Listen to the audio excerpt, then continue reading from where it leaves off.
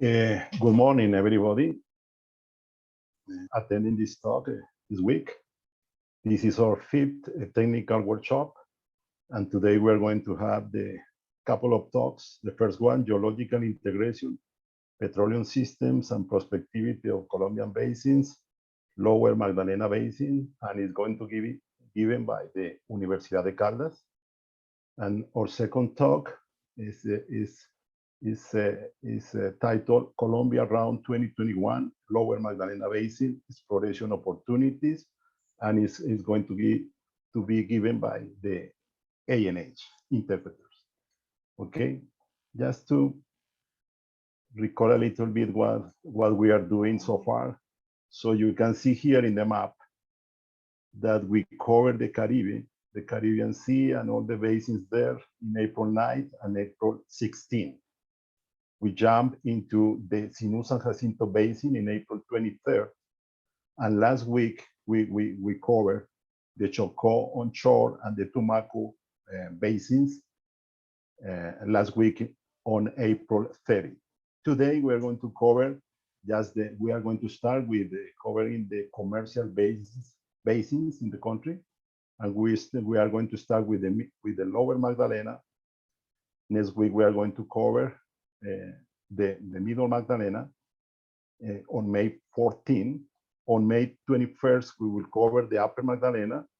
And on May 28th, we will cover the Llanos Basin, and we will close up our first cycle on June 4th on the Chocó and Tumaco offshore basins.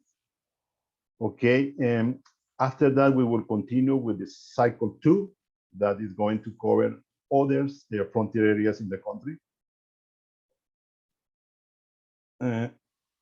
Just to mention that next week, we're going to have the Middle Magdalena mega area, and we're going to have a special speaker, Ivan Olaya, who is going to talk about a new tectonic province proposal and prospectivity of the Middle Magdalena Basin.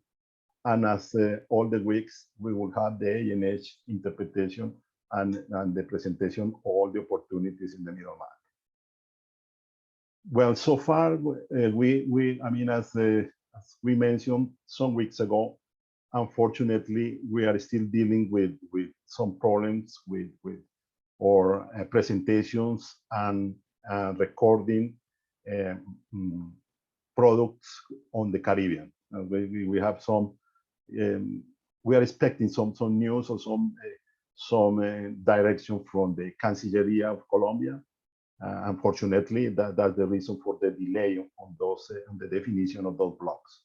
But regarding the Sinú San Jacinto and Chocó basins, the workshop that we're covering in the previous weeks, you can see all that information. All that information has been loaded in our website, so you can access that information directly with no problem, with the exception of more detailed data that is loaded in our data room, and it is only available for enabled companies.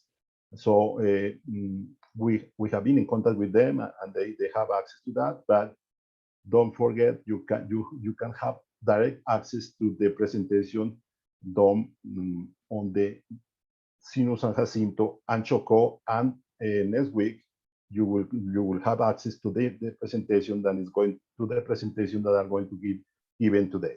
Any question regarding data rooms, you can address it to us using this email, data.room@anh.gov.co.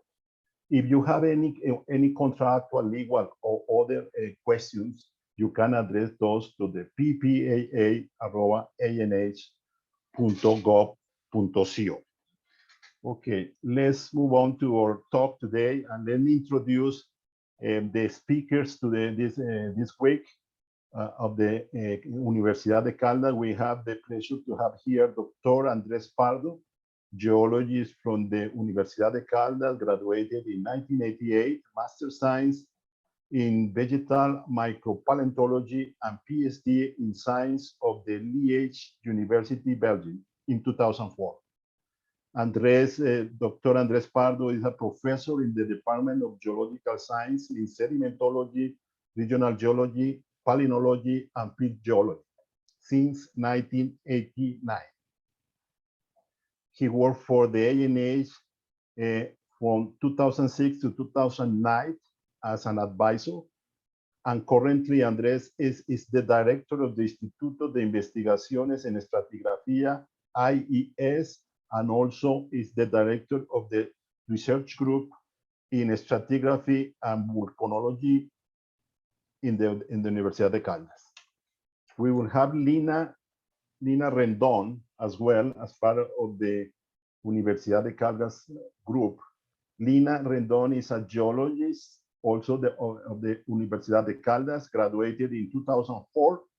She's a Master of Science in Geology of the Universidad de Barcelona in 2012.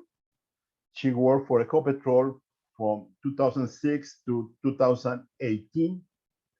And she has been with the Instituto de Estratigrafía de la Universidad de Caldas since 2018. We have also, as part of the group of the Universidad de Caldas, Cesar Mora, geologist with more than 33 years of experience in basin analysis and prospect evaluations, play concept assessment, petroleum system modeling, petroleum geochemistry, and yet to find assessment. He has been involved in several regional studies in Colombia, Ecuador, Peru, Chile, Mexico, and working for companies such as Ecopetrol, Cipetrol, HEMS, and Cuenca. He's also professor of petroleum geochemistry and basin modeling. And the speaker of the ANH this time is Lina Maria Serna Osorio. She's a geologist as well from the Universidad de Caldas, graduated in 2003. She's a Master of Science in Geophysics from the National University of Colombia, and she has more than 15 years of experience working for HOCOL and the ANH. Okay, so welcome, thank you for coming, and Andres, you can start the presentation of the Universidad de Caldas.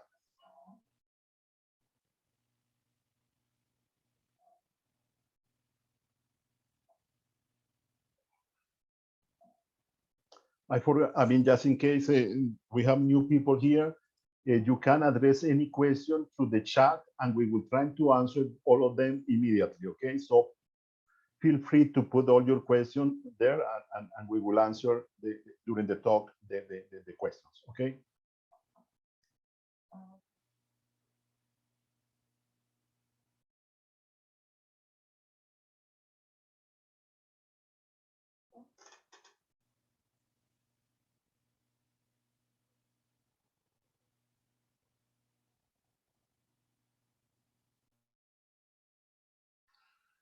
Andrés, tienes cerrado mi micrófono. Okay, thank you. I'm sorry. Can you see the presentation now? Sí, Andrés. Sí, señor. Sí. Okay. Thank you, Miguel. Thank you very much at all the attenders and the ANH for the opportunity to make this study. I want to say that this study was performed in 2019 at the request of the ANH in order to update the geological knowledge and petroleum geology of the Plateau Basin in the Lower Magdalena Valley.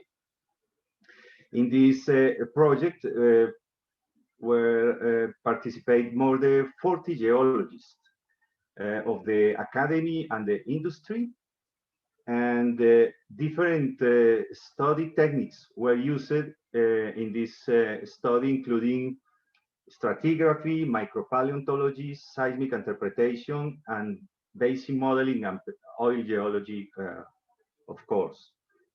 The general goal of this project was there to integrate most of the available information, geologic and petroleum, in the Lower Magdalena Valley and specifically in the Plateau Basin, in order to evaluate the prospectivity and produce at the end of the project the play fairway maps and to calculate the yet to find of oil and gas. And this is the final part of this presentation. This is the order of the talk. I am going to talk about the location of the basin, the stratigraphy, the paleoenvironments and paleogeography. And Lina is going to talk about seismic interpretation. And then Cesar Mora is going to talk about petroleum system modeling, plate paper maps, and yet to find. This is a general view of the methodology of the project. We can see at the upper part the main subjects were the stratigraphy. In this part, we use the cores and cuttings in the core library of Bucaramanga, Santander, available for this study. We use we apply the sedimentology, stratigraphy, biostratigraphy, and with this information, we produce chronostratigraphic cards.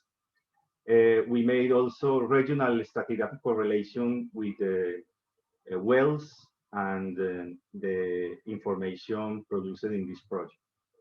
At the same time, all the seismic lines, especially 2D regional seismic lines, were interpreted and tied with 44 wells, 18 of which have check shots. And all of these were integrated with surface geology and with biostratigraphy and well data, specifically sedimentology. And with this information, we produce paleoenvironments and paleogeography in order to make the evolutionary models of the basin. The lower part, you can see the different oil geology subjects. It means the petroleum system modeling was used the thermal maturity and hydrocarbon generation, and the migration and trapping and charge probability. We produce with the information the plate paper maps, and finally the yet to find using the prospective resource for oil and gas and recoverable prospective resource. The location of the basin is shown here.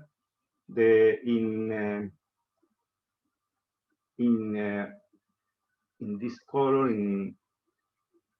we have the border of Suplato Basin. Is located here. We have the elevation of surrounding areas. For instance, the Sierra Nevada de Santa Marta, which can reach 10,000 meters of elevation. The Cesar Rancheria Basin to the west of the basin, and the Serranía de Perijá. This is the boundary to the east, and in pink, you can see the border of the subbasin in this part is bordered with or limited by the Sinú San Jacinto or San Jacinto Fault Belt in this area. And to the south, we have a structural boundary called the Maganguesicuco structural height. We separate the Plato subbasin with respect to the San Jorge subbasin. In these colors, we can see the depth of the basement. In the Plato subbasin, we can see two deposenters in this part, in the center, the Plato deposenter and the Balsamo deposenter, which can reach 10,000 meters of depth. And next, we use some beautiful cores available in the core library, and this is an example of some of them. I can say that we describe in detail the sedimentology and stratigraphy of these wells, and many of the sedimentary rocks in the basin are composed by terrigenous and in some cases calcareous rocks. Here we can see some levels of fossiliferous rocks. With this information, we made a we constructed stratigraphic logs, as you can see here. We describe the sedimentary structures, ignology, biostratigraphy, and lithology. And finally, we construct with phases analysis, the sedimentary or paleoenvironmental evolution of each locality in time. This, for instance, this is this well core is located in the southwestern part of the basin. And as you can see, it was interpreted as different parts of a deltaic system. One important thing that I must remark, must be remarked, is that we used several techniques of microfossils. For instance, here we have an example of foraminifera, ostracods, calcareous nanofossil, and palynology for the Bonga Norte well. And with this information, all of this information were worked by specialists. We produce a stratigraphic distribution of the key taxa, and we have the opportunity to compare all the information and trying to obtain the best information, the best chronostratigraphic information. For instance, here we have calcareous nanofossil, foraminifera, and palynology, and trying to find the common points and the age of the sequence. One of the most important things requested by the ANH was the study of the Plato 1XP well. Sorry, it was drilled by the ANH in 2000. I don't remember. I think 5 years ago. I don't remember, but there is a controversy about the age of the lower part of the well. We have here the litholog. As you can see, it is composed mainly by fine-graded sedimentary rocks, the regions mudstones, and in the lower part, some intervals reaching sandstone and conglomerates. This lower part was studied by a detailed micropaleontological study. We used 400 samples for foraminifera, palynology, ostracods, and calcareous nanofossils, and we take 100 samples for petrography. This is a summary of the micropaleontological results.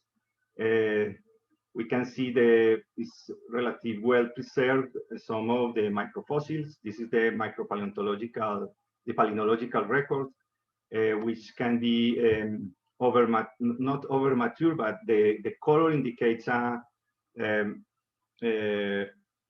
gas window in the lower part of the well. The summary of the results, we put together the palynological, nanofossil, foraminifera, and ostracod information, and in this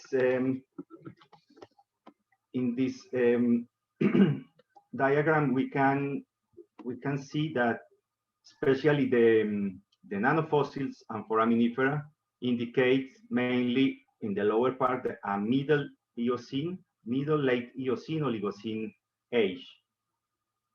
It contrasts with the Cretaceous age previously defined in the well, but our explanation, is due to in some stratigraphic levels we can find Cretaceous microfossils, but we interpreted this occurrence as rework.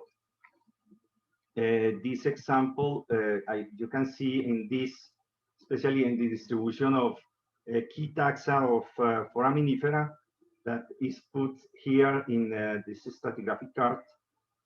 Most of the key taxa are located between the Eocene and the Miocene. In contrast, some few levels we found, for instance, this lenticulina microfossil, which are indicators of early Cretaceous. It means that we interpret that these fossils are reworked from the association.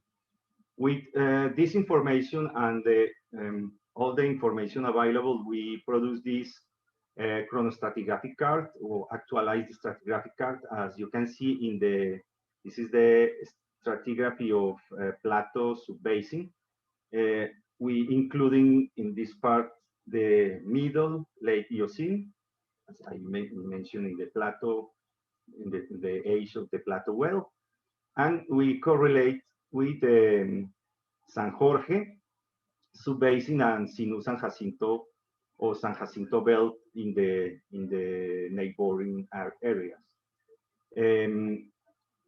In plateau basin, we can see the lower part is composed mainly by mudstones with some sandstone interlay. We call this Chengue and San Jacinto, as named in the regional geology of the area. And to the upper part, we have the Ciénaga de Oro inferior, Porquera inferior, Ciénaga de Oro superior, Porquera medio and superior, or upper Porquera, middle Porquera, Túbara, and Cincelejo and Corpa. This is the stratigraphy of plateau subbasin, and in some cases we have limestones as the calizas or limestone el difícil, limestone de Sicuco. This information was arranged in time and space. Here we can see the points of the location of the wells and the interpretation for the Oligocene interval of the depositional environments. And with all of this information, we construct the paleogeographic models that I will show you in the next slide. This is the first regional paleogeographic model. We can see here in dotted black lines the location of the plateau subbasin, and this is the current coastline of the Caribbean. We can see the wells that were used to control the facies distribution, and many of the surface distribution of the layers was controlled also by the seismic information. In the late middle Eocene, we can see a restricted bay in the central part of the plateau subbasin related to the marine incursion, a marine incursion in this area. Of course, it must be controlled by structural heights in this part and this part. These areas, I'm sorry, I did not mention the colors. In brown, we have the emerged or the relief areas, or including all of these Sierra Nevada, or the current position of the Sierra Nevada and the Rancheria Basin. And the lines represent the general direction of the currents. In yellow, we have the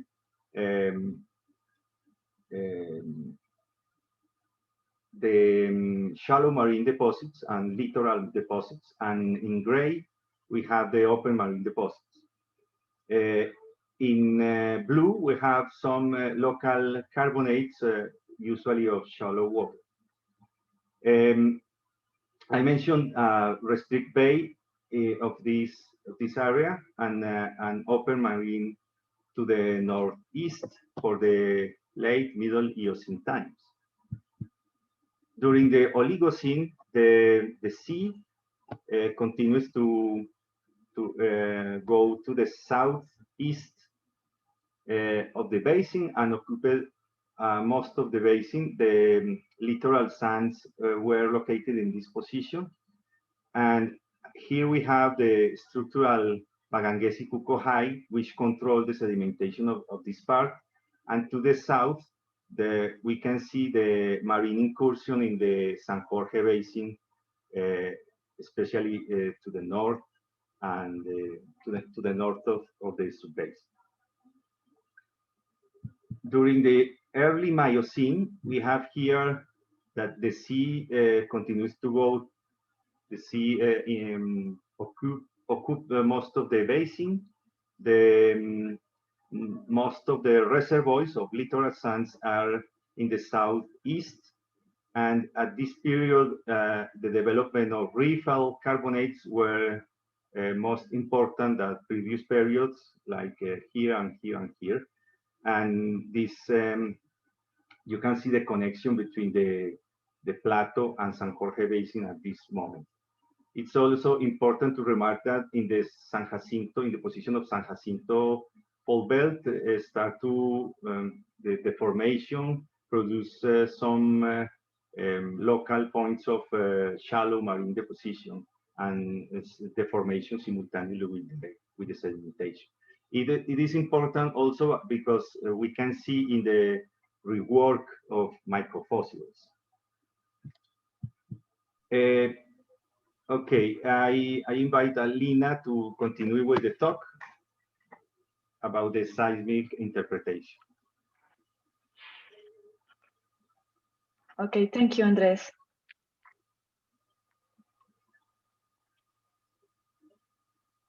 Okay, here we can see how we connect all the interpretation of the well data and all the evaluation of the 44 wells that we have in the area with the seismic data.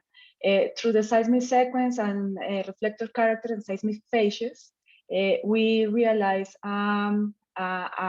interpretation based on seismic units that were correlated with these sequences into the subplateau basins.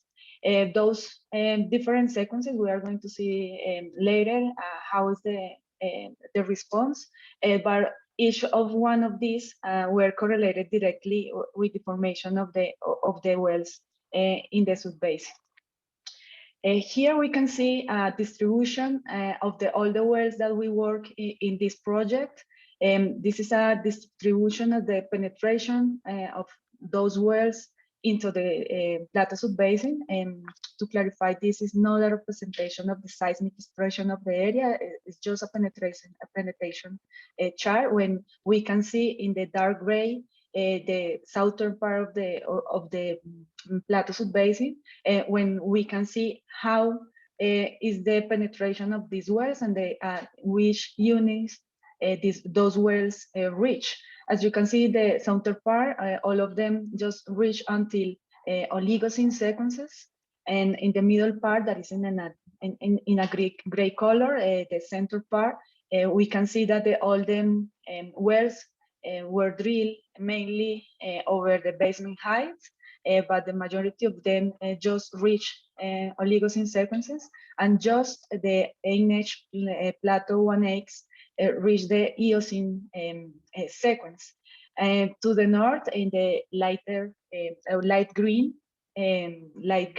sorry, we can see that the thickness of the sequences are less in the Miocene sequences, but we can have a major thickness of the pre-Oligocene sequences. We don't have here information, direct information from well to try to tie what are the units that are filling this basement low, okay? Here we can see from north to south all the distribution of the wells and how they are penetrate the diverse sequences into the subbasin of Plateau. And you can see also the configuration of the basin that is mainly controlled by basement heights and basement lows, and those configuration control the deposition of the sequences into the basin. Here we can see in a general way the behavior of the seismic data. We are here seeing a seismic line that is going through the Sinú San Jacinto fault belt and crossing the Plato subbasin. As you can see here, we don't have any kind of boundary, geological boundary that separates those basins. But you can see here that the behavior of the seismic and the sequences into the Plato basin that generally with low deformation, and mainly they are going to unlap over the basement of the area. And also you can see that the wells were drilled and the basement heights and the units that we can correlate are mainly related to Miocene Oligocene sequences. And the way that we try to tie all the information that are older than that ages, we use information related to the geology of the surface. That is why, because as you can see before, we just have 3 wells inside of the subplateau basin that reach the Eocene sequence, that are where the Plato, Balsamo, and I don't remember the other well right now. But that was the way that we control the response of the sequences that were previous to the Oligocenes due to the information in the wells. It was not possible due to the characteristics of those wells that were drilled mainly in the basement heights. But that was the methodology to try to correlate the deepest and the older sequences in our area. Here we can see from north to south a cross section or over all the subplateau basin, and you can see here at the north we are located in the areas of the Buenavista well, and here we can see the epicenter of Balsamo that Andres mentioned before at the beginning of the presentation. Here we don't have any kind of direct tie due to the lack of data in the epicenters of the subbasin. Here we are expecting to have maybe older sequences than the Eocene, because we don't have how to correlate those epicenters. The seismic phases disappear due to the quality of the data, but also you can see here when we are going to the south that all the sequences start to do unlap over the basement, and that's you can see here how the seismic unit 1 that is correlated with the Eocene sequence start to do unlap over those basement high. And that is the reason why the correlation of those units is a challenge for the interpreters in this area. This is a projection of the Plato 1 well X. There is a projection of the 6 kilometers. And for data, we know that this well reach the Eocene sequences, but also you can see here the Eocene is not too thick, and then the space to have all their sequences is not enough to have a huge evolution of a pre-Eocene sequences. But to the north, we expected that maybe that is possible. Also, you can see here the configuration, the structural configuration in the basin is not too complex. It's just related to height and lows of the basement, and all the sediments fill those paleogeographies to the past. Okay, this is another line going through west to east, when we can see the Apure 1 well, the Apure high, and the El Difícil high. And also we can see here the distribution of the sediments into the basin. Here mainly we have a lot of unlap over the basement in this area, but also we can see that it's not easy to have a huge space to have the presence of pre-Eocene sequences. Here we have a lot of data to tie the presence of the limit of this seismic unit, and also we use all the surface geology that we have here to tie and control the data that we get from the wells. Okay, in general ways, this is the way that the basin looks like.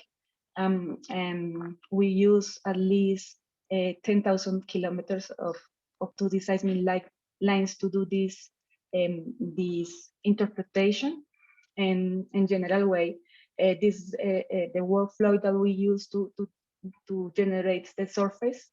We use 44 wells, 18 with check shot, and all of them were re-evaluated by the Instituto de Estratigrafía of Universidad de Caldas. We generate many maps and 7 surfaces to try to correlate all the aspects of the basin. We interpret faults, we interpret surfaces, and we generate 6 opaque maps that fit the model and the paleogeographic maps. And also we generate a 3D conversion model to convert off from type to depth. And that was the input data that we use to the petroleum system model. And now I'm going to give the word to Cesar to explain how was that workflow. Okay, go ahead, Cesar. Thank you, Lina. Good morning. Good morning, everyone.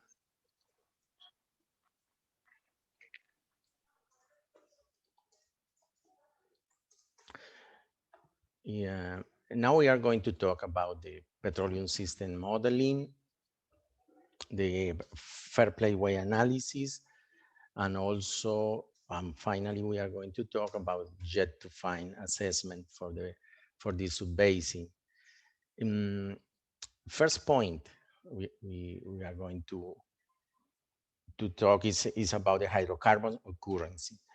This is a special basin in terms of the exploration target, because for so many companies, even for so many geologists, this could be a gas-prone basin.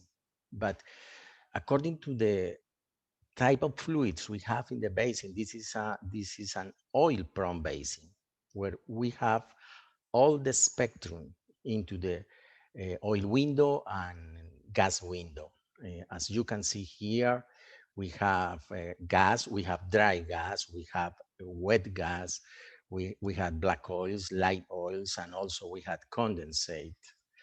The oil in place in the basin is very close to 800 million barrels of equivalent oil. And again, according to this data, this is an oil-prone basin. Additional to the oil and gas fields, we have oil coming from some wells, some exploratory wells, like La Belleza 1, which is probably the last one with oil. And also in the past, we got oil from Guamito 1 and Ligia 1.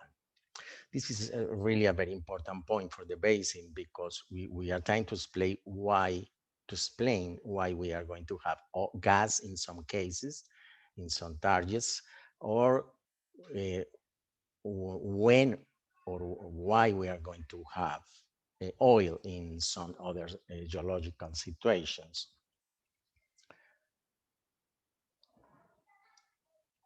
Here we have a summary of the proven plays in the basin. We have here the main oil in place, which is related with Ayombe, Huepajé, Sicuco, and Boquete, El Difícil fields. In all these fields, we have a lower sequence that could be sandy or could be limestone over the basement as a main reservoir. In Huepajé, we have this Lower Cienega de Oro formation, a very, very good sands, very good reservoir, probably one of the best in the basin. In Sicuco, we have, this is a structural trap, probably. That's the main, the main mechanisms for the trap. In Sicuco, we have again the limestone sequence, a limestone sequence over the basement and in a structural trap.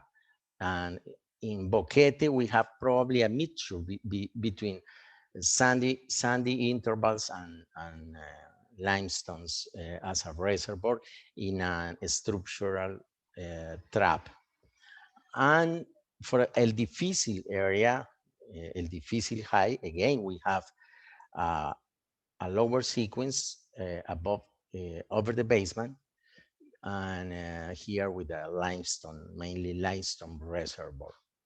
In these fields, we have more than 60% of the oil in place of the basin. And again, here we have light hydrocarbons, we have oil, here we have condensate and gas, and also here we have gas, wet gas in the Sicuco and Boquete. And Ayombe-Guepaje is very special because we have dry gas, and then we are going to try to explain why we have that dry gas. This is a summary of the petroleum geochemistry of the basin. In terms of the pyrolysis data, in terms of the definition of the source rock, here we have all the available data for the basin, and as you can see, we don't have really good source rock intervals. According to the data we have, we don't have too much hydrogen index, and we don't have too much TOC values. That means we probably, until now, we don't know, we don't have directly information from the source rock intervals. Then this is common in some of basins, and where we have to use the information coming from the fluids in order to try to define the positional environment for the source rock, and also the maturity level of that source rock. The oil geochemistry show in general a mixture of oil. The first one is an oil that correspond to a first hydrocarbon charge pools, and where we have this kind of compounds, dimethylate opanes, that are related with a very strong biodegradation processes. But also we have this kind of saturated hydrocarbons. The best way to explain that is that we have a first pulse charge, then we have biodegradation, and finally we have a second pulse that correspond to this oil. The final API gravity probably is a result of the amount of that combination in the traps. Another important point is that in these oils, we have an evidence, and strong evidence of tertiary source rock based on this kind of biomarkers, the oleanine. Then this means we need to we need to include in our model tertiary source rock in order to explain the hydrocarbons we have. And talking about the gases, we don't have too much data, but anyway, these three samples are very, very important for the definition of the system, of the petroleum system. First, we have gases analytical information from Sicuco and Boquete, and according to the composition of the gas and the isotopic composition, you can see that these gases correspond to the final part of the primary cracking. That means the end of the oil window, probably. And it's important to remember that this is a wet gas. We have a lot of propane, a lot of butane here. And for Ayombe, for Huepaje in this case, we have a dry gas, which probably correspond with a secondary cracking. That means that gas was generated in the gas window for the probably for the deepest source rock interval, and that's the reason we have almost 98% of methane, and we don't have too much of the heavy gases. All this information was very, very important in order to calibrate the model, in order to define the hypothetical hydrocarbon potential of the source rock intervals. This is a summary of the petroleum system that we are using for the model. We have reservoirs here in the lower Ciénaga de Oro formation, Oligocene, and also in some areas in the basin. For the same time, we have source rock in the Ciénaga de Oro formation, lower Ciénaga de Oro formation. We have reservoirs in the early Miocene in the upper Ciénaga de Oro formation. This is the El Difícil limestone and Sicuco limestone. And also we have reservoirs in the Porquera formation, the middle Miocene. And finally, we have another source rock interval in the San Jacinto, in the Eocene sequence that we call here San Jacinto formation. This information is coming from Plato 1X, and we have some data, but the problem here was the mood that was used during in the well. But anyway, we have an strong evidence also for this source rock interval, and using these two source rock intervals, we can explain into the model the fluids we have in the basin. Now I'm going to show the result of the 1D modeling for Plato 1X.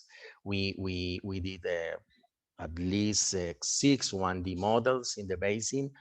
This is not the deeper part of the basin, but you can see that the burial history show that the maximum burial was more or less at the end, at the late Miocene, and was possible to reach the gas window for the Eocene source rocks, and also for the Oligocene one. You can see the level of maturity and of the oil window at the beginning of the gas window. Another very important point is that the main hydrocarbon we got from the simulation, according to the original hydrocarbon potential, is oil.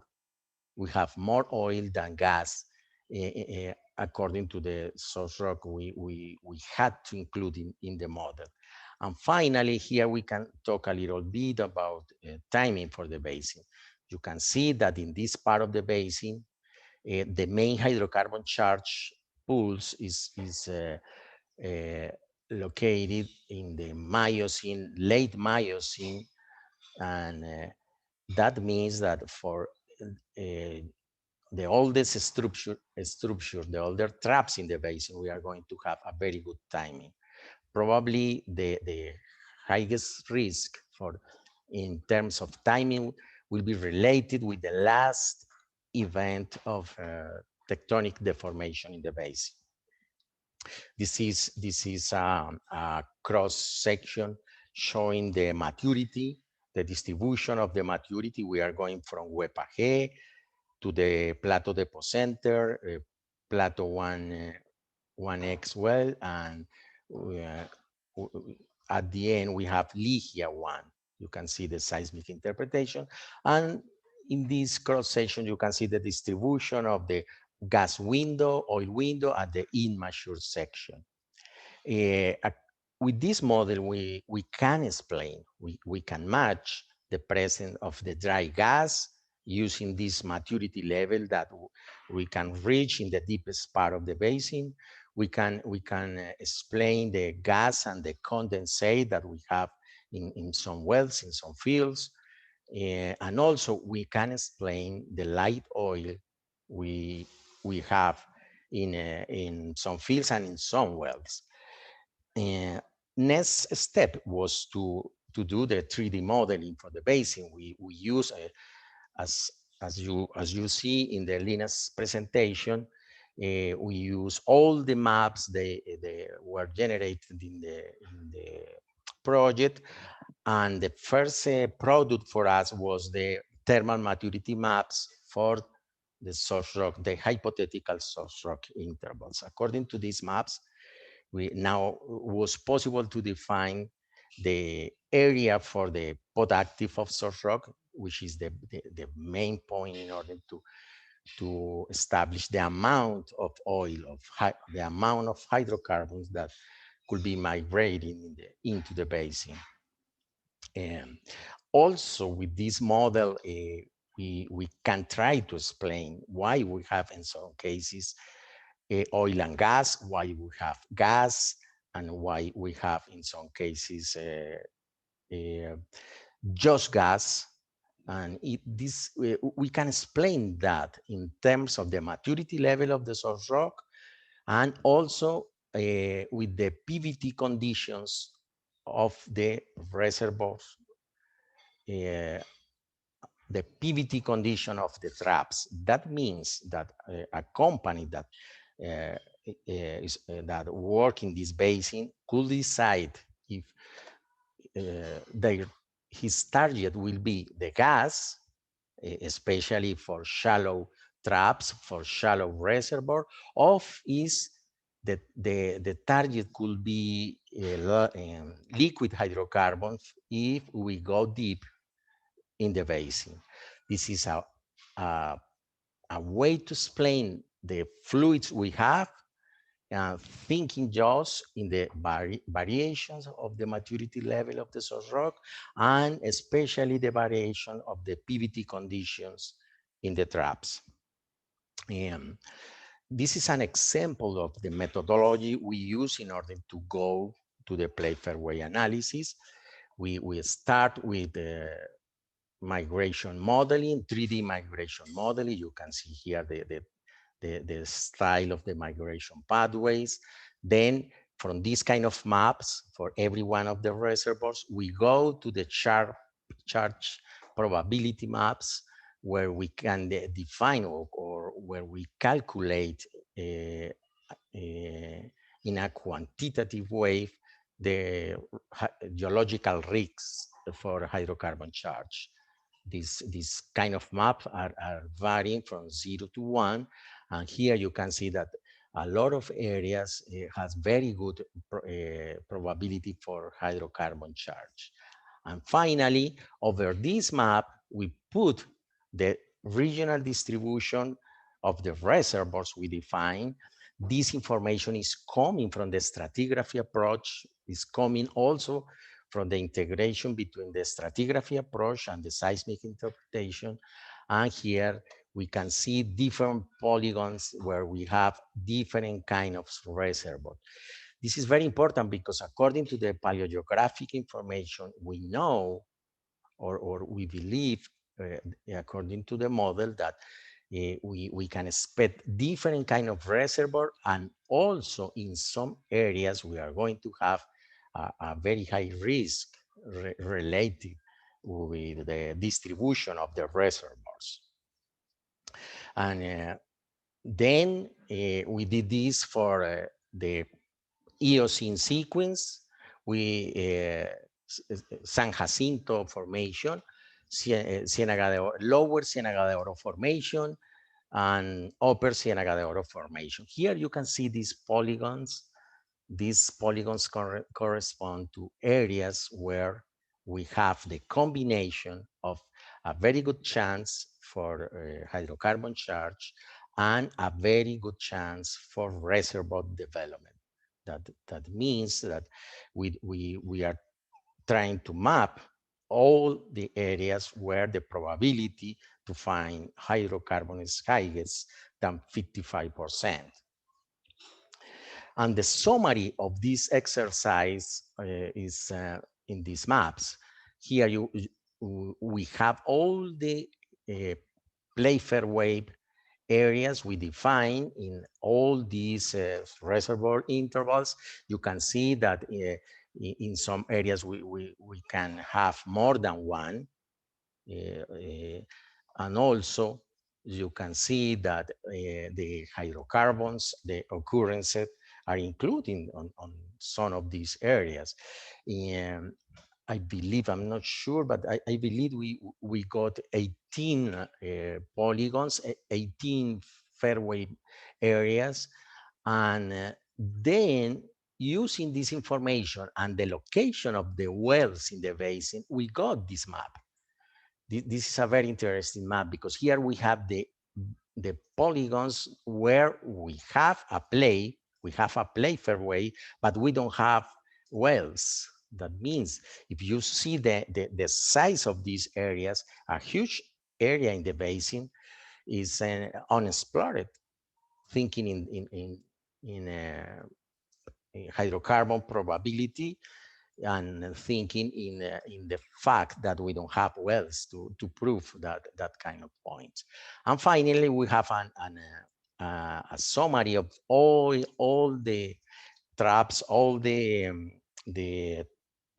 traps that we charge with oil or with the gas for the three main reservoir units we study in the basin. Final exercise was the jet to find assessment. In this basin, we use two methodologies. The first one was fractal analysis using the oil in place distribution, and the second one was the mass balance calculations. And here we have the results that, from the mass balance calculation, and you can see that our approach showed that we have a prospective resource very close to 2 billion barrels oil in place. And using the information we have from the kinetics modeling, we are thinking that maybe 1,300 million barrels could be oil, liquid hydrocarbons, and maybe 2.5 teras will be the gas in place in the basin. That's all we have for to share with you, and thank you again. If you have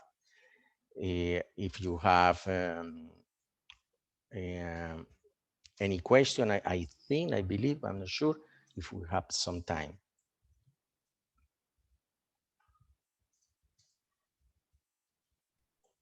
Cesar, through the chat, the questions through the chat, please. So we will continue with the presentation of Lina Serna, or ANH interpreter.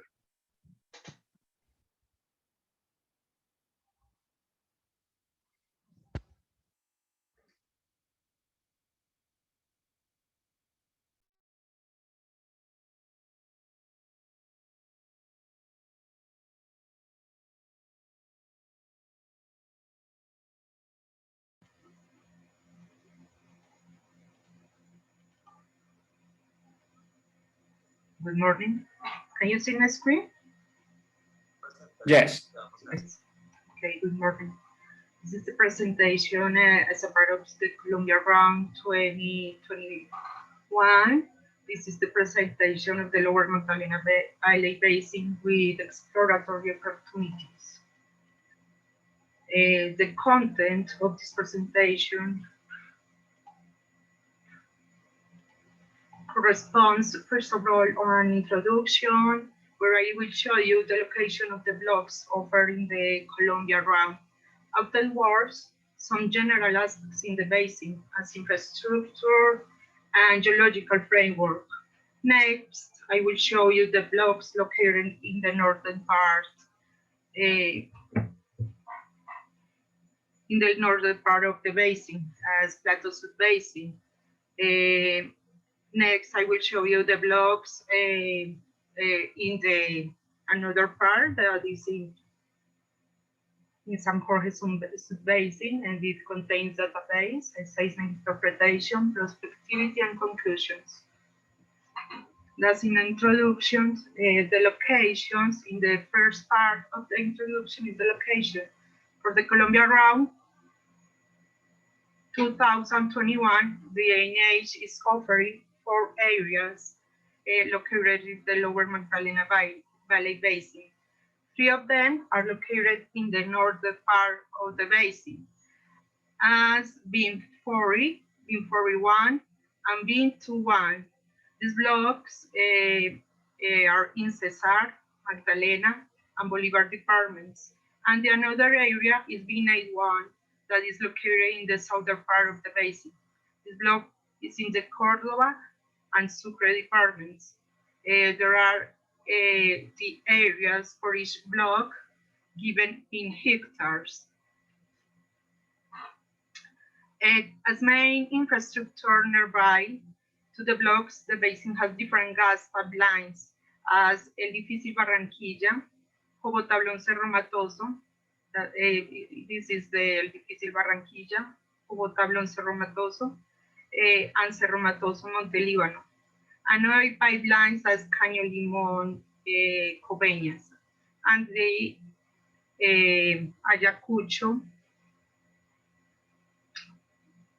Ayacucho Coveñas, and Oleoducto de Colombia or ODC, and pipelines as Pozos Colorados, Ayacucho.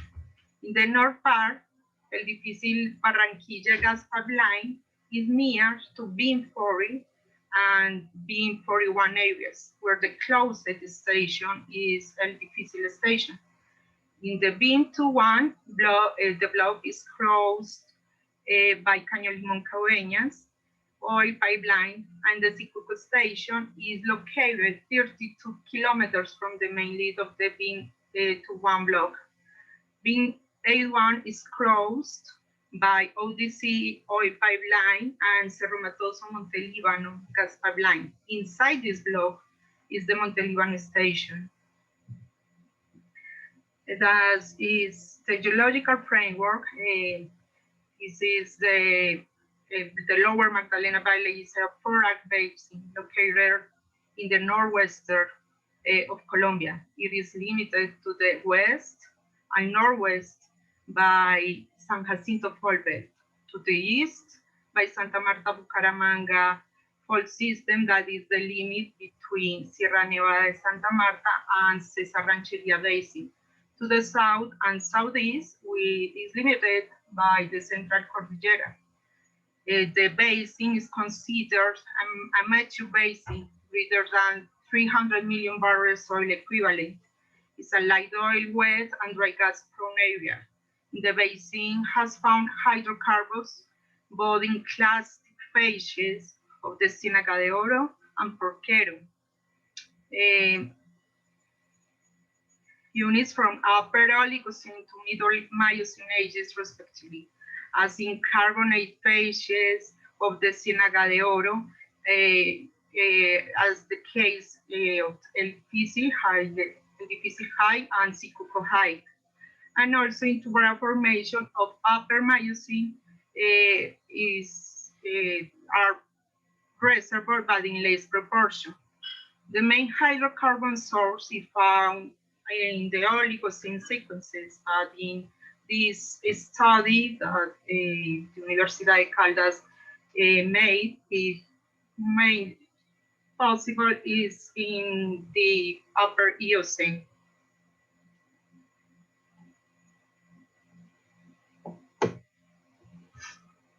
This is the map of the anomaly acquired by the ANH and Lithosphera in the year 2012 that shows morphological features as the anomalies contrast between San Jacinto Fault Belt with the lower Magdalena Valley Basin. In this basin, there are 2 deposit centers in the north. In the north part is the Plateau deposit center, where the depth of the basement is greater than 7,000 meters. To the southern part is the deposit center of San Jorge, where the basement reached a depth of 5,000 meters. These 2 deposit centers are separated by the Maganguez Sicuco High. Another morphological features are the positive anomalies representing the high basement as El Difícil high, that is in trend with the Arjona and Brillante structure that are part of the Chimichagua platform. Most of hydrocarbon accumulations are found around the plateau center, with light oil and gas condensate to the east, including the Manganguesicuco high, are wet gas to the west in the Wepaje, Ayombe, and Bonga, and dry gas is in the southern lower Magdalena Valley. That is the introduction for the northern part, for the blocks located in the northern part, BIM 40, BIM 41, and BIM 21. In the database, the 2D seismic. In the BIM 40 area, that is this, there are 16 seismic surveys that have a length of 1,167 kilometers within the area. These surveys have been acquired from 1967 to 2019. In the last year, the ANH acquired two 2D seismic surveys. The surveys are Arjona 2D 2019 and Nueva Granada 2D 2019. In the BIM 41 area, there are 11 surveys that have a length of 455 kilometers in the area. These surveys can be acquired from 1967 to 2017. And the BIM21 has 10 surveys of 322 kilometers of length that had been acquired from 1971 to 2019. The total length of the 2D seismic is this, for these three areas is 1,044 kilometers. The 3D seismic in this area, there are 4 volumes. In the BIM 40, the block is the volume La Pinta 3D that it was acquired in 2010 of 58 square kilometers of area into the block. The BIM 41 has the volume Brillante 3D, but the area into the block is 164 square kilometers. And in BIM 21, there are 2 seismic 3D, Chimicuica 3D and Los Olmos 3D. This is the well summary of the wells drilled in the 3 areas offered by the ANH. In BIM 40, from 6 wells drilled here, 2 had gas and oil production, as Guamito and La Pinta 1. In BIM 41,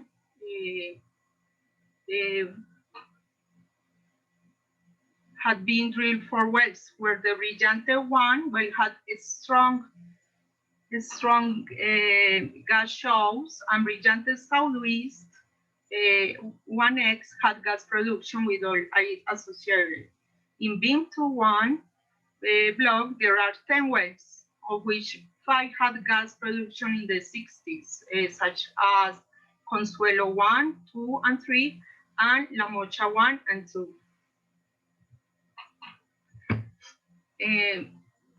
The blocks are surrounded by several oil and gas fields, such as BIM 21, that is near to the Sicuco, Boquete, and Zenon fields that produce light and oil gas condensate from limestones from Ciénaga formation. Into the block are 2 gas fields, La Mocha and Consuelo, that produce gas from Tubara formation in the 60s, but they were abandoned. The BIM 40 block is near to El Difícil field located in the northern, and it produces oil and gas from limestone of Ciénaga de Oro. In the southern part of the BIM 40 are the Guama block discoveries, such as Capure, Cotorra, and Pedernalito, that produces gas of different levels of the Mirror Porquero formation. into the block is Guamito La Pinta wells that produce gas and light oil for a year from lower Ciénaga de Oro and Porquero formations. The BIM 41 area is located in the gas trend of Chimichagua platform, where is the Arjona field and Brillante. Those produced gas from upper Ciénaga de Oro formation. This data table shows the cumulative production of some fields, the producer formation, and the discovery year. This the list of the existing producer wells in each area. For BIM 40 area is the wells Guamito 1 and La Pinta 1. The Guamito 1 was drilled by Chevron in 1975, reached a depth of 12,060 feet. It produced gas and condensate in the intraporquero unit and Ciénaga de Oro formation.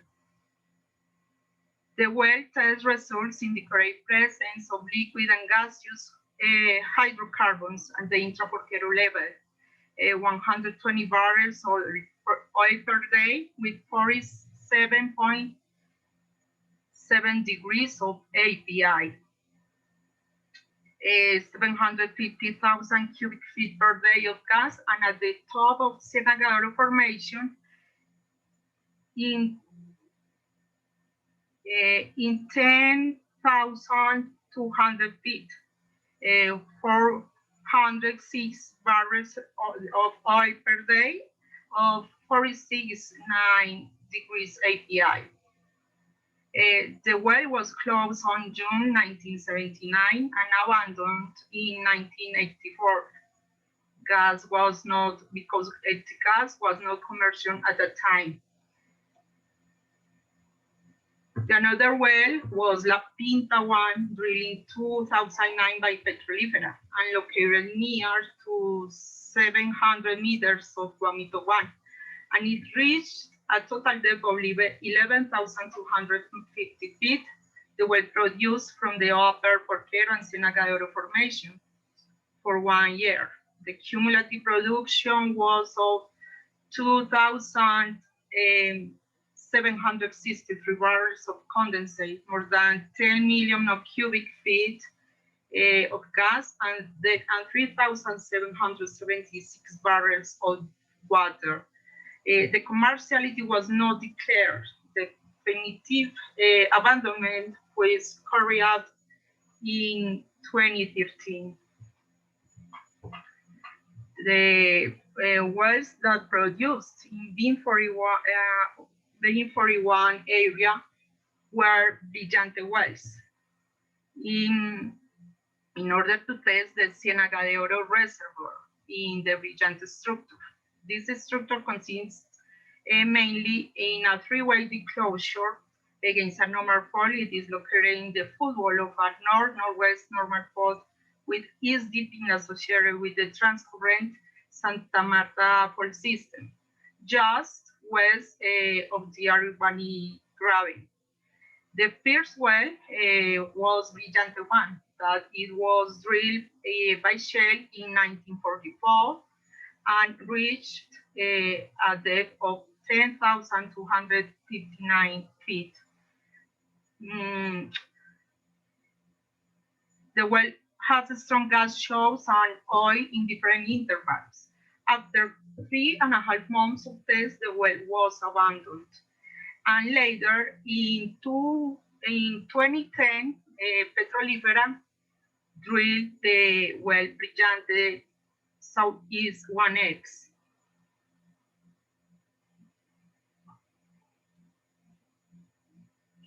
In update direction to Brillante 1. This is Brillante 1X and this is Brillante 1. That well reached a depth of 9,500 feet. It found a thick sands from upper Ciénaga de Oro with a net pay of 105 feet and a porosity of 13 feet.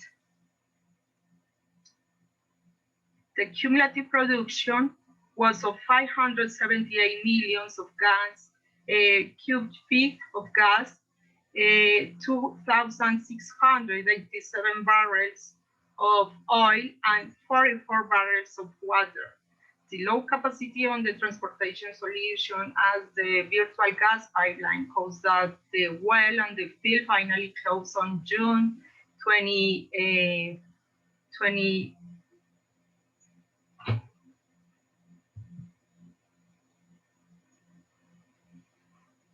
The BIM-2-1 area, in the 60s, the Texas Petroleum Company drilled two structures, the Consuelo and La Mocha structures, in order to test hydrocarbon accumulation at the level of the Tubara Formation. This is the two-way time map at the top of Tubara. La Mocha 1 and La Mocha 1 and La Mocha 2 were shallow wells that reached a depth of 3,509 feet and 3,150 feet, respectively. Both wells are considered independent reservoirs, and they were gas producers. These wells had cumulative production of almost 653 million of cubic feet of gas from May 19,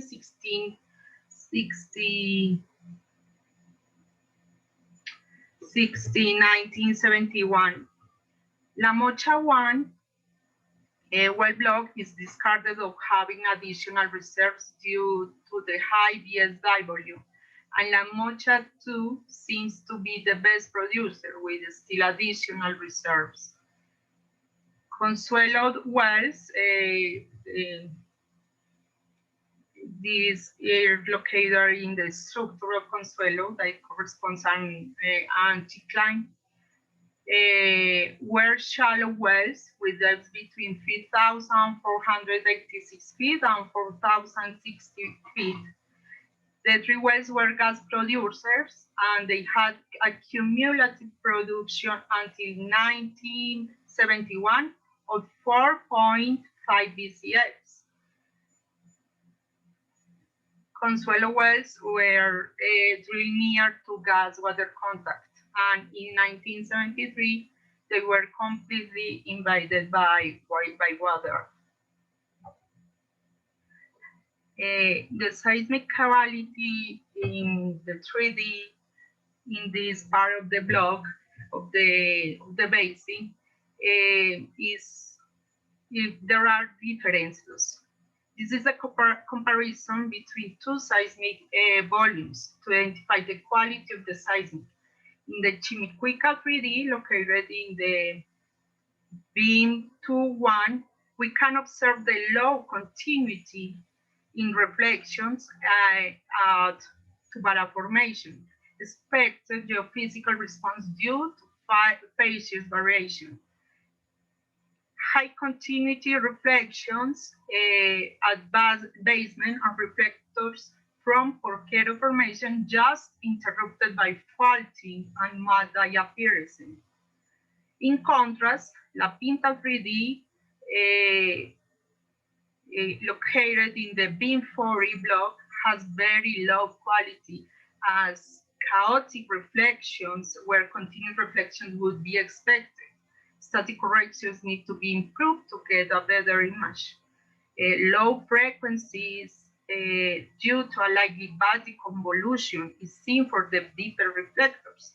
In this case, this reflector corresponds to Ciénaga de Oro Formation. And its continuity is not identified. A better velocity model could help to improve the normal move-out correction. Low seismic coverage is seen in the deepest section of the seismic. This problem is a bit thought to solve due to a likely short maximum offset in acquisition. That is the seismic interpretation for a BIM-40 area. In the BIM-40 block, there are different types of plays, such as a structural fault anticline in affecting Ciénaga de Oro formation, and stratigraphic stratigraphic as amplitude anomalies with downland patterns associated to slope deposits in the intraporquero levels. In this case, there is a deep line that crosses the Guamito-La Pinta structure that is located in here, corresponding to an anticline segmented by local normal faults affecting the Ciénaga de Oro sequence, where Guamito 1 will drill the crest of the structure and La Pinta 1 drill the east compartment. Another is a stratigraphic play associated to the amplitude anomalies at the level of the mirror porquero formation with downland patterns against the lower porquero. This corresponds to slope deposits of shale with interlayer sands. It could be a part of the late sedimentary field of submarine canyon.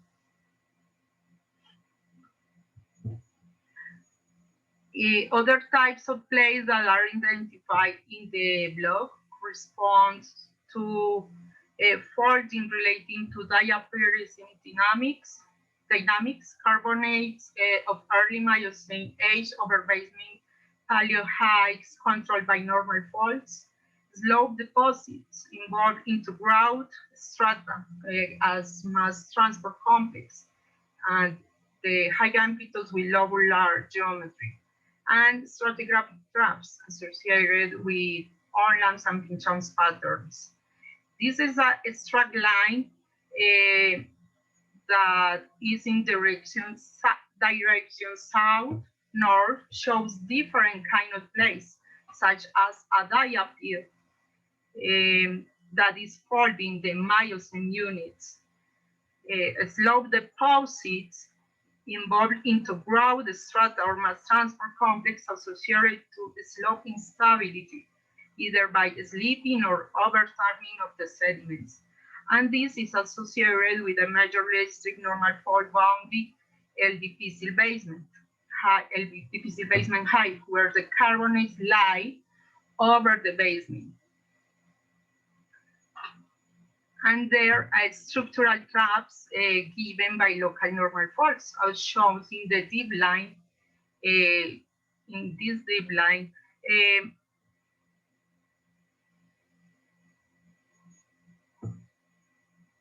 BB prime, and where you see pinch-outs of intraporquero against the lower porquero, and structural normal faults that affect the carbonates and the basement. In the beam 41 area, this is a structural and stratigraphic place.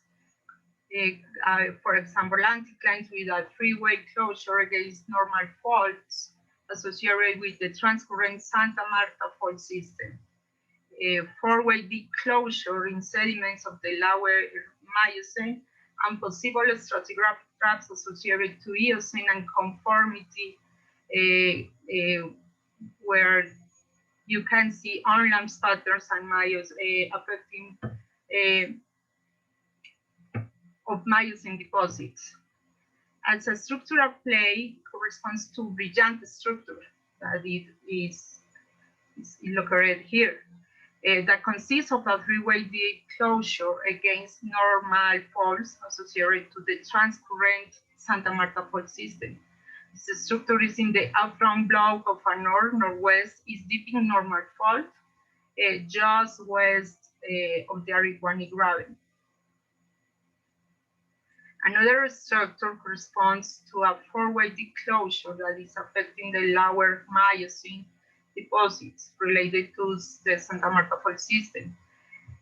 There are possible stratigraphic plays associated to unlap patterns of Miocene sand-rich strata onto middle Eocene and conformity. This deep line shows two basin domains To the west is the Plateau Basin domain, and to the east is the Cesar Rancheria domain. This includes the Cretaceous, that it is the Eocene and conformity that cut the position. Here is the Ariwani Graben. In being to one area, we can find different types of plays, such as traps associated to mud diaphyrism, affecting intraporphyry levels, that is folding both flanks in different levels in the mirror porphyry formation and creating big thickness differences in both sides of the diapher and some structures. A faulted anticline in the shallow units, that is the case of La Mocha structure, no deeper than 4,000 feet, with gas reservoir at the Tubarão formation, and anticlines with four-way deep closure, such as the Consuelo structure in the upper Miocene deposits. In this map, you can see the two structures, La Mocha and Consuelo, in the top of Tubarão unit. Amplitude anomalies in intraporphyry levels are associated to lateral changes, phases, and affected by the influence of the diaphyr. Another type of place associated to structural heights, affecting the Ciénaga de Oro formation and controlled by local normal force, and over a basement. Now I will show you the beam A1 located in the southern part of the basin, that it corresponds, is the only block that we offer in the round, located in the south part of the basin. It says beam A1. There are 12 seismic surveys available, acquired from 1972 to 2008. The total length is 352 kilometers. There are 4 wells located in the beam A1 area.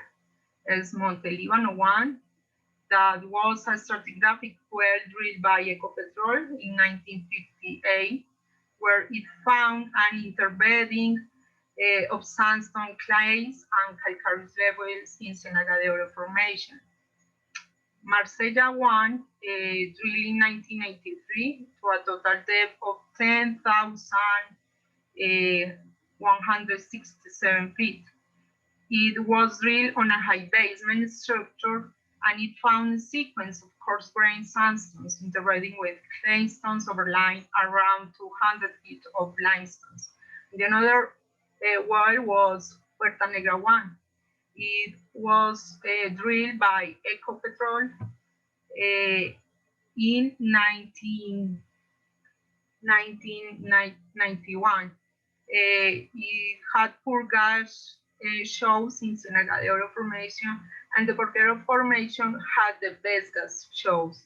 The another well was a slim hole named Hacienda San Luis, but the total depth was 1990. It was drilled by ANH.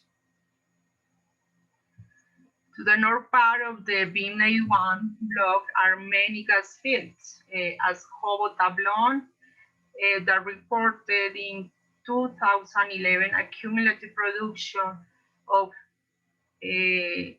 193 BCFs, and the Nelson field that reported in 2011 120 BCFs. These wells producing gas from Ciénaga de Oro and Upper Porquero Formation. And there have been many recent discoveries in this area, given mainly by Canacol and in this part by Hocol with the well Arrecife 1. The seismic interpretation for this block, for being A1, corresponds or the principal place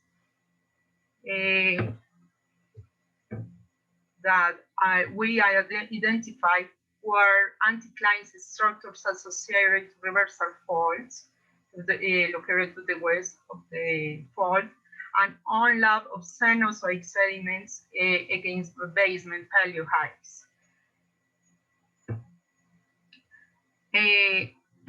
At the west of the San Jeronimo Fault, there are anticline structures with north-northeast direction dissected by reversal faults formed from compressive tectonics related to the Romeral fault system. That is the San Jeronimo fault, but it is from the system of Romeral that caused the tertiary sequence, including the basement. In the footwall of the Tross fault, there are onlap patterns of Miocene units against basement paleo heights. This is the two-way time map of Ciénaga de Oro formation, where this shape is represented by the onlap of the sequence of Ciénaga de Oro against the basement, and this part corresponds to high basements. Moving north there in the direction is identified the anticline associated to San Jeronimo fault. To the southeast, there are structural highs controlled by local normal faults, where the Ciénaga de Oro formation lies over the basement. In this part, the well Montelíbano was drilled in that part, but it more up deep of that well is a plate or lead that we are offering. The BB line, the B prime line reflects the basement control over the Miocene sequences. The seismic onlap patterns of the sequences to indicate the congregation to the southeast of the shallow marine deposits. The sequences also evidence fault control subsidence as seen in the San Jorge Zoom Basin.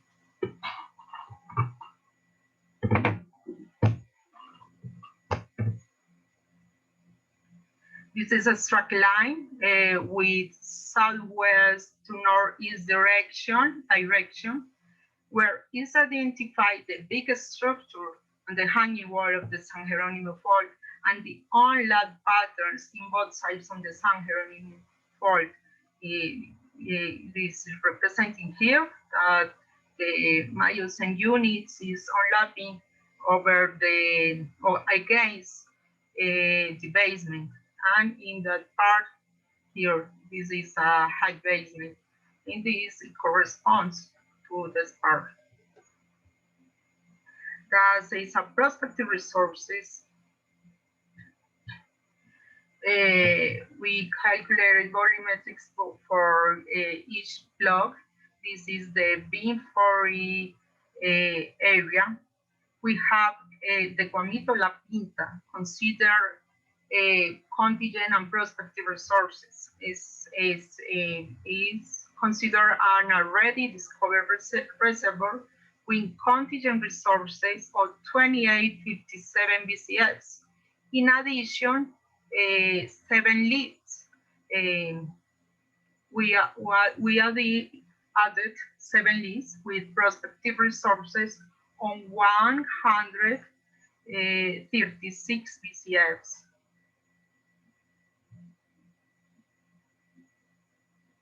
In the beam-41 area, there are one discovered reservoir that corresponds to Brillante Southeast 1X with contingent resources of 2296 BCFs.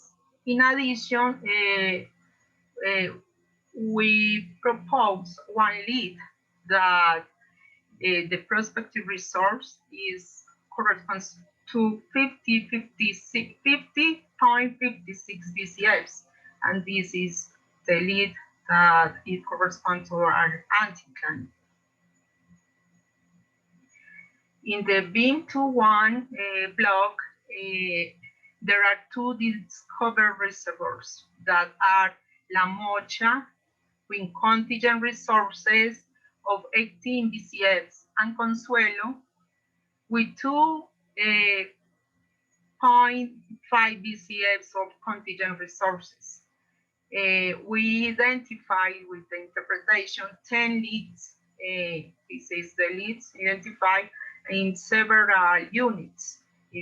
For example, the 10 lead is over the Ciénaga formation, and this is in Porquero, and this is in Lower Porquero. There are 10 leads, some prospective resources of 90 BCFs. For BIM81, the volumetrics, only we have prospective resources, and we identify 8 leads associated to Ciénaga de Oro formation mainly.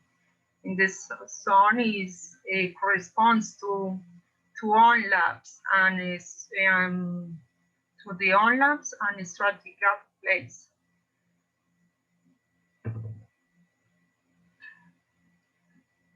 From 8 leads, there's some prospective resources for 153.5 BCFs. In volumetrics, we have a deterministic calculation for a total of 26 leads in total of the 4 blocks. The value of the original gas in place is 1,302 BCFs. We haven't performed any kind of probabilistic calculation. Then we have a best estimate of our prospective resources in the range from 163 and 521 BCFs. As the conclusions, 3 blocks will be offered in the Plateau Basin with an area of 215,011 hectares, and 1 block will be offered in the San Jorge Basin with an area of 134,810 hectares. In the Plateau Subbasin, 37 2D seismic surveys and 4 3D seismic surveys have been acquired in the area, where 2 2D surveys were acquired by DNH in 2019, Arjona and Nueva Granada. In the San Jorge Subbasin, 12 2D seismic surveys have been acquired. At the North Basin, 2 fields were considered commercial in the 60s, La Mocha Consuelo, with a cumulative production of 5.1 BCFs of gas, and 3 wells were considered discoveries as La Pinta 1, Guamito 1, and Brillante Southeast 1X. 3 different units are considered reservoirs as Tubara Formation, Porquero Formation, and Ciénaga de Oro Formation, and the age of the source rock is considered upper Eocene to upper Oligocene. For both subbasins, we have stratigraphic and structural traps related to extensive dynamics and structural inversion. Most of the leads are in trend with existing fields in a proven hydrocarbon system, such as the case of La Mocha Consuelo, Brillante, and the Canacol fields in the San Jorge Basin. Inside the area suffered by the ANH, 26 leads have been identified with a best estimate of prospective resources from 163 and 521 BCFs, and contingent resources in offset fields of 72.7 BCFs. Thanks for your attention. Thank you, Lina. Thank you very much.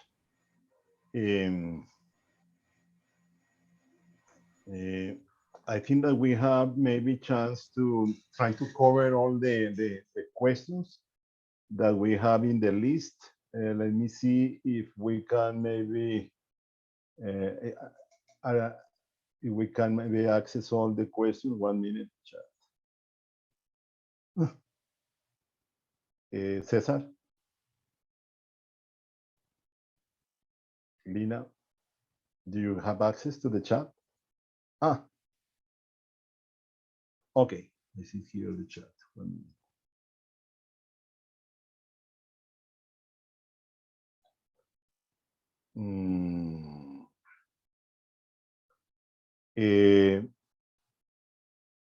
Are you listening to me, Cesar? Everybody? Yes, Miguel. Okay, let's see. Let's see if we can answer all the questions now that we have 15 or 18 more minutes. ¿En qué parte de la página de la ENCHE pueden bajar la presentación que se...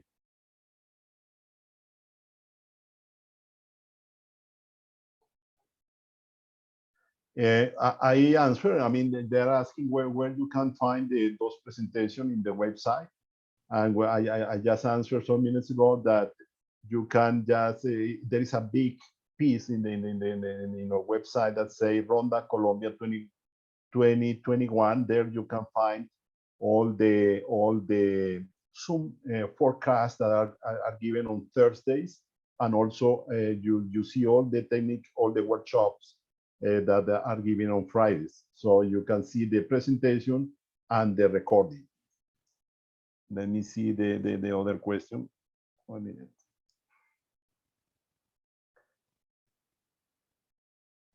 Dear Andres, I think that Andres, thank you for the presentation. You begin by starting that you were presenting an update on the geological knowledge of the basin, and that this,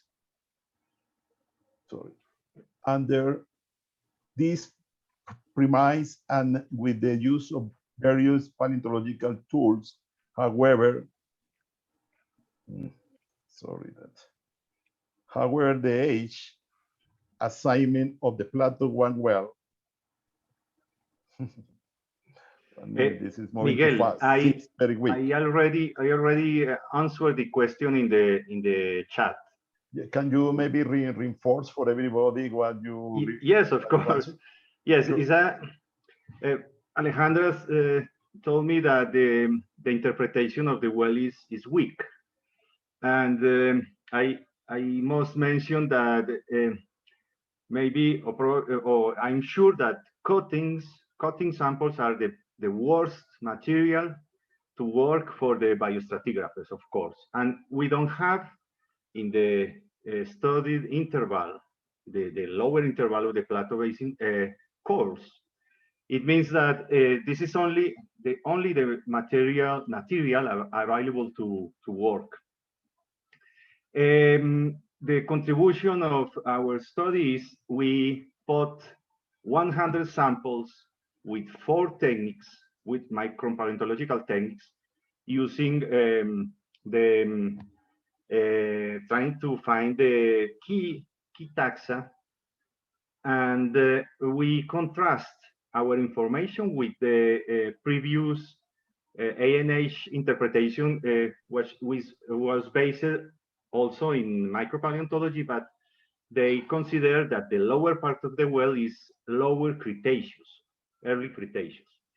And I say that, Alejandra, that with 100 samples, we discovered that most of the association in microfossils of all the groups are mainly Cenozoic.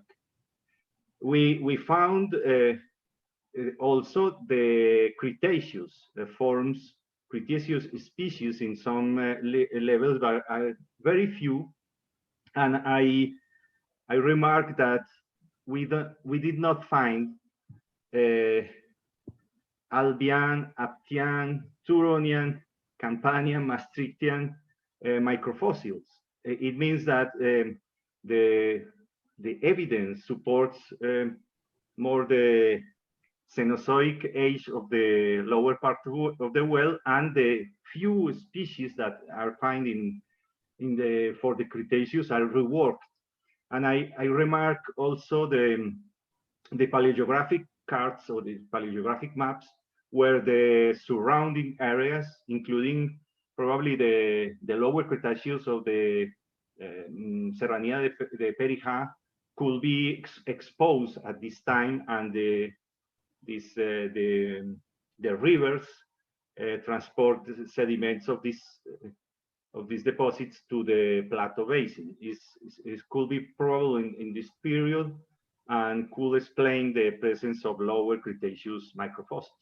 Anyway, I think it's very important that this data, as John Mayer mentioned, or asked us, that information must be available.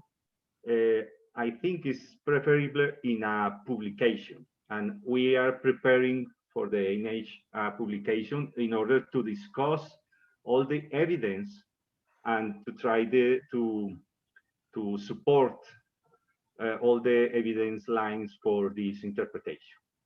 This is my answer to complete the. Okay, just for John. John is asking where we could find the data of the Plateau 1X well. I answered to him that cuttings are in the ICP Bucaramanga, and the other files are in the Geological Survey of Colombia. And as Andres say, they are the interpreters of that information, so you can address any question on that regard, or you can meet with them. I mean, I'm for sure they will be glad to discuss with you the interpretation in more detail. Okay. Let me see. They have the problem that the questions are passing here in front of me very fast. 1 minute. There is something about Cesar something about the Corpa. Let me read the question for Cesar that he already answered. Yeah, Cesar, would you like to comment on that, please? No, not really.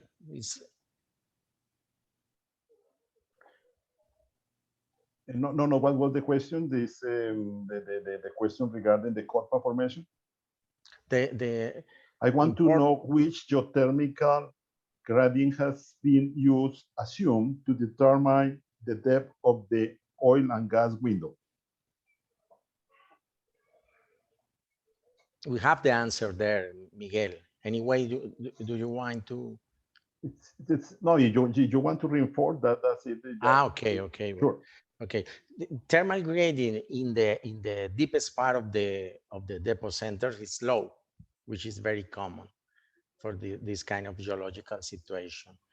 That means the hydrocarbon generation is not related with the current thermal gradient. It's related with the thermal history that was good enough to reach the maturity level we need to explain the fluids we have in the basin. Cesar, Andres Fajardo is asking if we have the shapes of the maps that you show at the end with the play fairway maps. If we have the shape files available. Yes, the ANH have the shapes. Okay. It is part of the final report. So Andres, if you want that, please address that request to us, and we will reply immediately. Okay. Let me see. Cesar and Andres. And this is in English. The last map you show the reservoir San Jacinto it doesn't seem that the chances of accumulations to migrate to the west. Any option to additional reservoir to that sector? Do we answer that question? Did we answer that question? Well, I'm going to read it in Spanish. Sorry for the no English Spanish speakers. En el último mapa donde está la probabilidad de reservorio, San Jacinto parece no tiene prácticamente chances de tener acumulaciones que migran hacia el oeste. ¿Alguna opción adicional de reservorios hacia ese sector? Los principales reservorios hacia el oeste serían del Oligoceno. Y para el Eoceno, básicamente, a partir de la paleogeografía, de la interpretación sísmica, se definieron unos polígonos donde esa gran bahía, digamos, del Eoceno podría tener desarrollo de facies de areniscas. Pero las mejores probabilidades serían, como en el caso de Ayombe y Huepagé, las arenas basales de la formación Ciénaga de Oro Inferior. Hola, a lo mejor añade a la prospectividad de la cuenca del sistema petrolero mixto termobiogénico, relativamente somero de la zona de Guama. El play allí es de arenas delgadas. Okay, eso es como, that is a comment, okay? It's not a question. Okay, thank you. I have another question for Cesar. How similar are the crudes in the Sicuco and other fields at the beam with the oil identified in piston cores in the Bahia offshore block? We have a very good correlation between the Sicuco and Boquete oils with some oil seeps from Sinú San Jacinto Basin and also from oil coming from the BP piston core survey 25 years ago. That means that we had an option to have a regional distribution for that kind of soft rock intervals.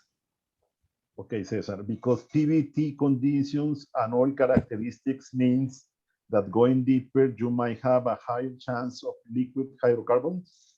Yes, that's our proposal. Go deep. Okay. Okay.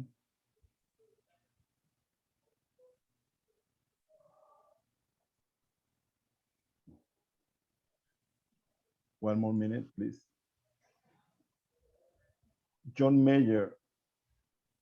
Oh, yes, just answering John Mayer regarding the publication of the data of Plato 1 well. Carlos de Sicuco, I'm sorry, John Mayer, we are Carlos de Sicuco and Boquete oil crateri. Yeah, okay, 1 minute.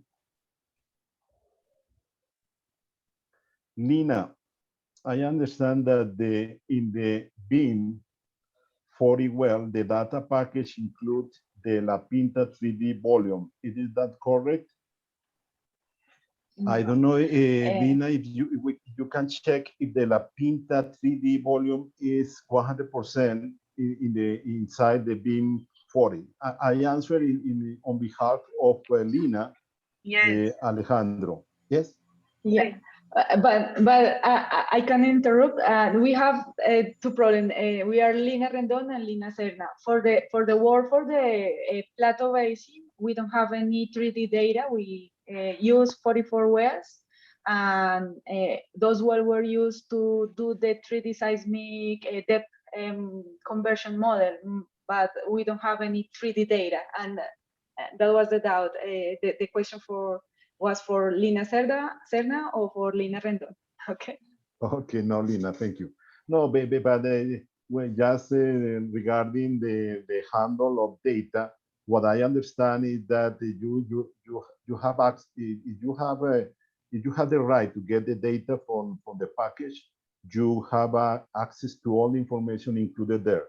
But there is a piece outside, for instance, a piece of the 3D program that is outside or block, the offer block, that the data is cut out of the package. Okay.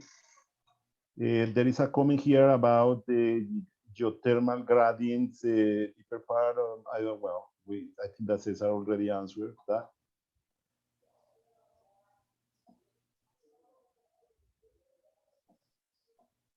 Alejandro, okay, perfect.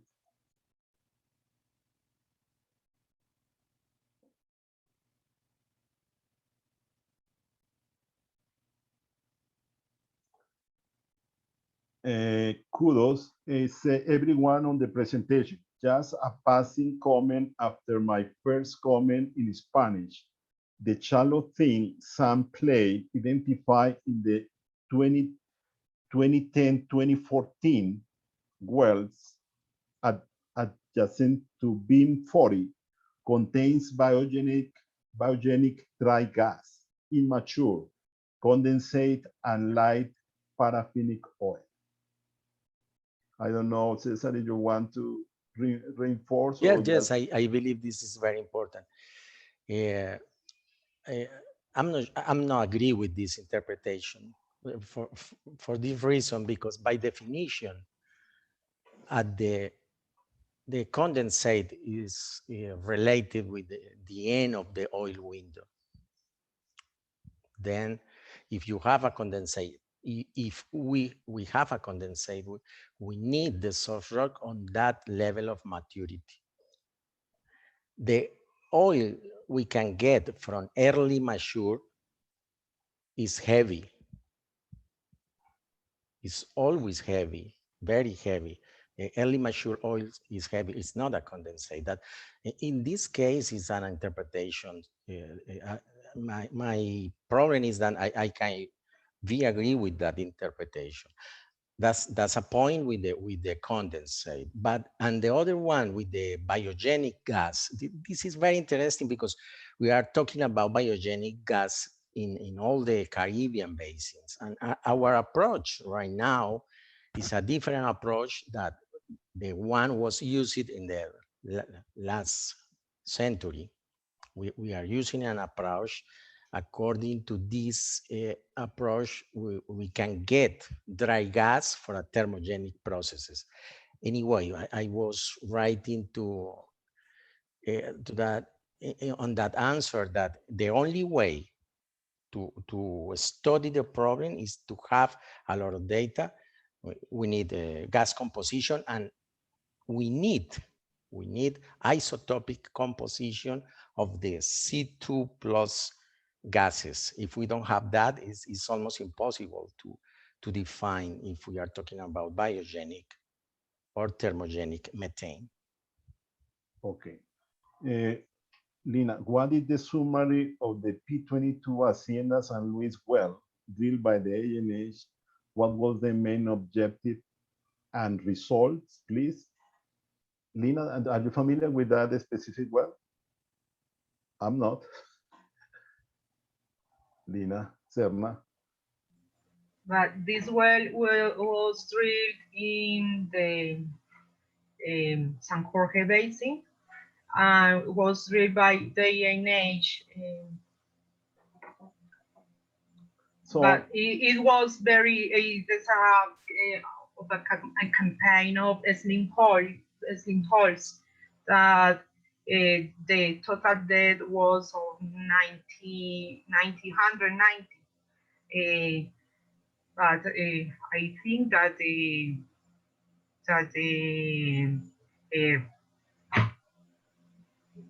information that we can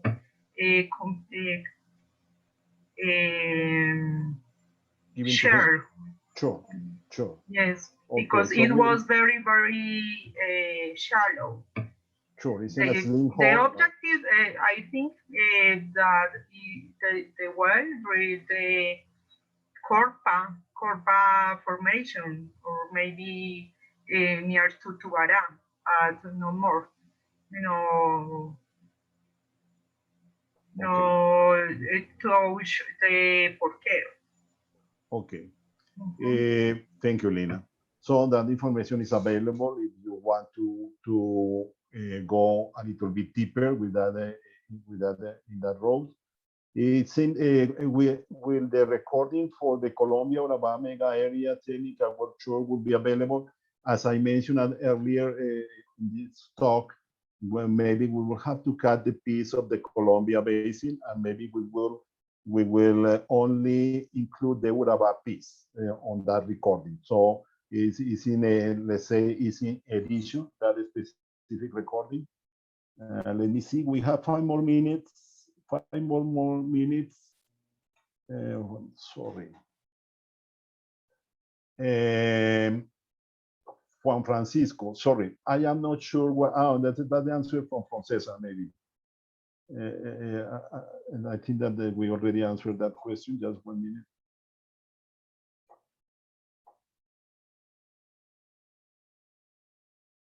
minute. The question is in Spanish, 1 minute. Los pozos anteriores todos producen gas, interesante. Si en superficie los ubicamos en una ventana de generación, nos daría área de gas. ¿Dónde el petróleo? ¿Dónde el condensado? Maybe that's the question for Cesar. Do you see that question? Yes, Cesar? yes.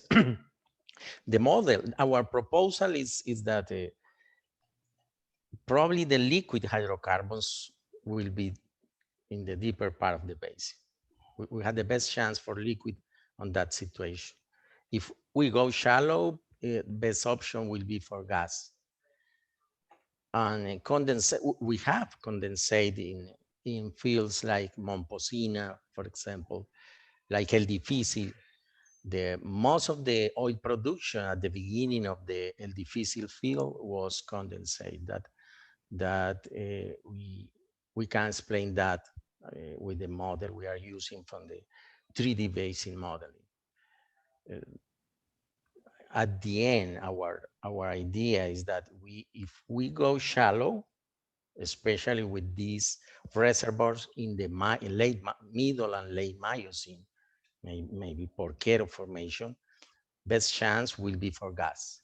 But if we go deeper, for example, for the Ciénaga de Eocene or lower Ciénaga de Oro formation, and even upper Ciénaga de Oro formation in the limestone phases, we have a better chance for liquids, and including light hydrocarbons and condensate.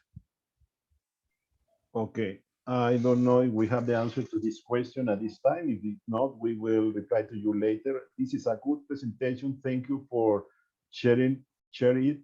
Could you identify the timing of the Mandai pierce? Also, do you have insight into the formation? Lina, do we have an estimation of the age of the diapiro, of the diapires?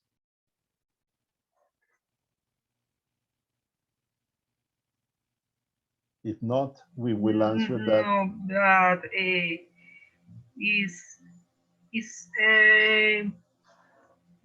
puede ser en español. Pues podría ser como posterior al Ciénaga de Oro, parece que viniera como del porquero inferior. Sí, no está afectando el Ciénaga de Oro, entonces sería más un mioceno inferior. De mioceno inferior a mioceno medio, sí, porque está asociado a los lodos del porquero. Okay, so Lina just said that maybe lower Miocene is the age of that diapyrism. The vector geophysical company, sorry, just to announce that this company, Highline, I'm sorry. Actualmente la compañía Vector Geophysical is going ahead with the seismic program Bosconia Norte 2D for the ANH in the block in the beam 41. The result of this program, of this 2D program, could be published for the ANH, of course. Everything that the agency is acquiring is being published. It's being published or promoted on these workshops. Sure. We have, let's say, let's go until 10:10. So we have 6 more minutes because every time I see more questions coming up. Okay.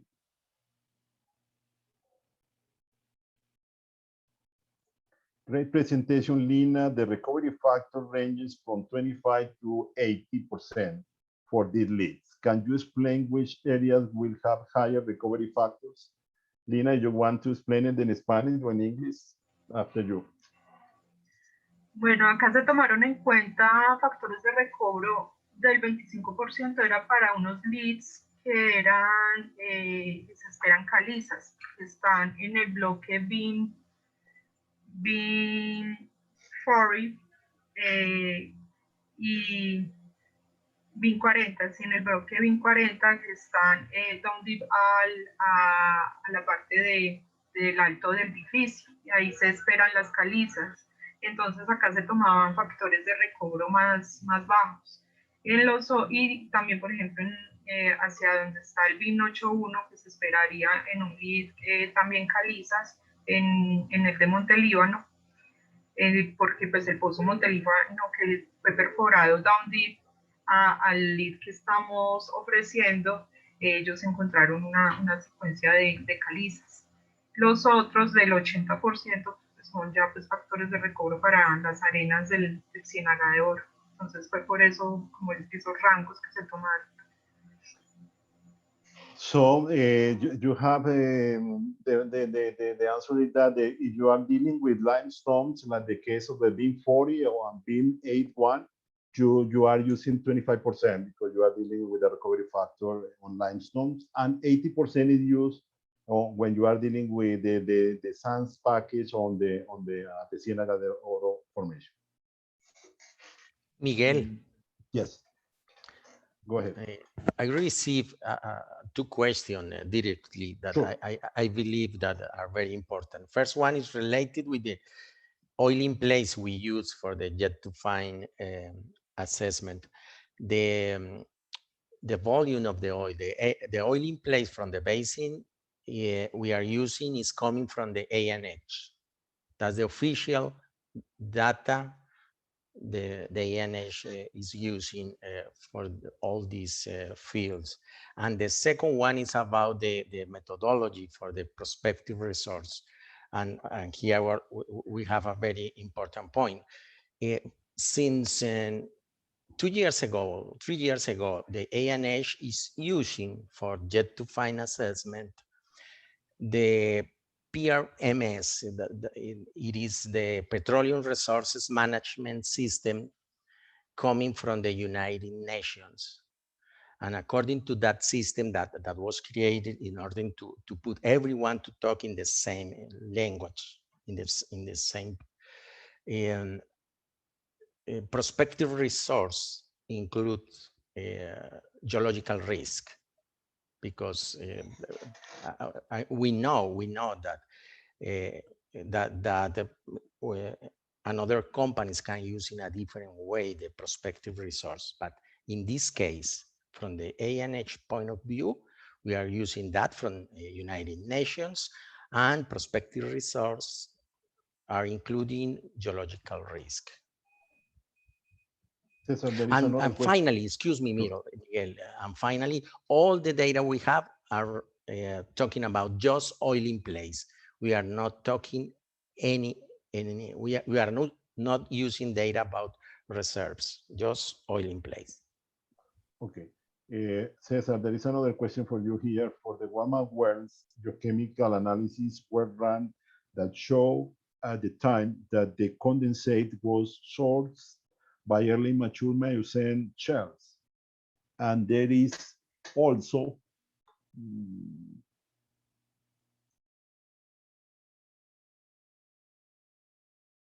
Miguel, it is a comment from Francisco. That's the same point we were talking about. Okay. Let me see. Okay, originally in place, that's yet to find. Okay, let me see if there is another. Álvaro, ¿el origen del petróleo en estas áreas es el terciario? According to the geochemical information of the oils, we have a contribution from a tertiary source rock. And the easy way to explain that, and especially because the model works with the easy way, that will be the second hydrocarbon charge pools, the last one. Okay, we are running out of time. So let me see, we can have at least one more question.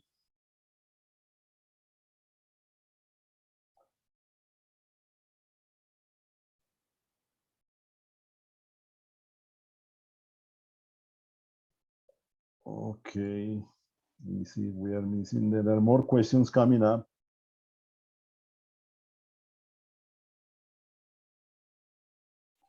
There is another one from Alejandro Okay. Mora, about the gas, Miguel. Can I answer this? Sí, sure, please. Yeah, Alejandro, yes, we know that. And of course, we know that there is an option for biogenic gas. Okay. In general, in all these basins, we have data that shows some biogenic, some thermogenic, and some mixture. The point, we believe, is how much gas are you going to get from the biogenic or from the thermogenic approach?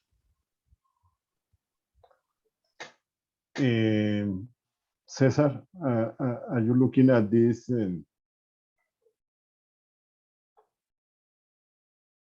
This slide? Middle Magdalena? Sí, señor. Okay, gentlemen, thank you very much for being with us this morning. If any question was left without answer, I'm sorry.